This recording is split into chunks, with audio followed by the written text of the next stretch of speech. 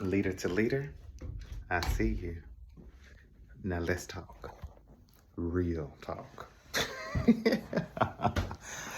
All right, so the question today is, how do you hold someone accountable when it isn't entirely their fault?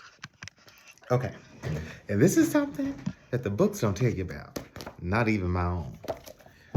That's a whole nother story. But the answer is quite simple. You don't. You just chalk that one up as a lesson learned. You cannot hold your team accountable for something that you didn't set them up for. And that's not fair to them, and it's not even fair to you. Be realistic. What is the point? What are you trying to prove? Remove your ego from the situation. Because realistically, if you're trying to hold someone accountable and you have the mind power to be able to say, I know that this isn't entirely their fault, your ego is probably in that 50%.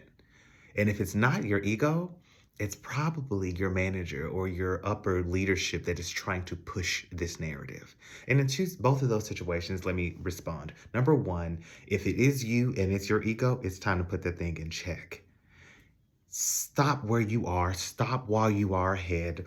Let your employee know that, okay, got it. This isn't entirely your fault. And thank you so much for bringing this to my attention.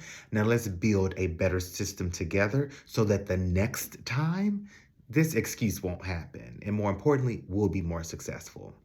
Now, on the second hand of that, if you know that your employee is in a situation or has made a mistake or an error or has gotten caught up in something that isn't entirely their fault, and your upper management is pushing the narrative to either write them up or document this process of what they've done to negatively affect the employee, it's time to have a heart-to-heart conversation with your manager.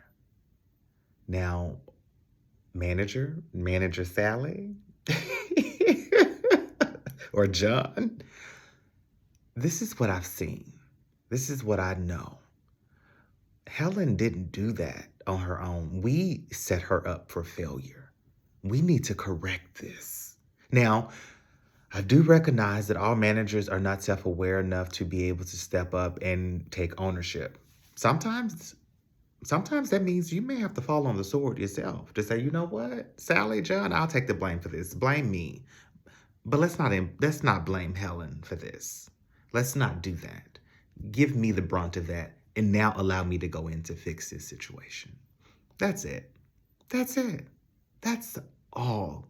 And the best outcome of a situation like this, you are creating an environment. You are promoting an employee that will eventually jump through fire and hoops for you.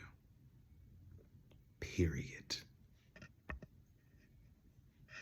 So, just remember, make sure that we are leading authentically. Because we are building a life that is sustainable. Cheers to leadership and freedom. See ya.